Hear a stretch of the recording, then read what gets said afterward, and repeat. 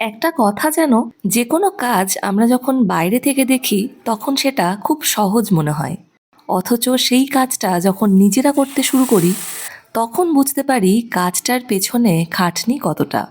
এই যেমন ধরো, যখন রান্নার ভিডিও বানাই, যে রান্নাটা আমার 1 ঘন্টায় কমপ্লিট হওয়ার কথা সেটা ভিডিওর জন্য টাইম লেগে যায় প্রায় 1.5 থেকে 2 ঘন্টা। আবার এরপরে থাকে এডিটিংয়ের পালা। একটা ভিডিওর পেছনে কিন্তু অনেক সময় ব্যয় হয়ে যায়। আমি সাধারণত 2 রকমের ভিডিওই করি। এক হচ্ছে রান্নাবান্না, আর 2 হচ্ছে ঘোরাঘুরি। এর থেকে বেশি আর কী বা দেখায়। তবে হ্যাঁ, ঘোরাঘুরি তো সবসময় সম্ভব না। তাই যখন ঘুরতে যাই তখন তো ঘোরার ভিডিও দিই, আর যখন বাড়িতে থাকি তখন রান্নাবান্না।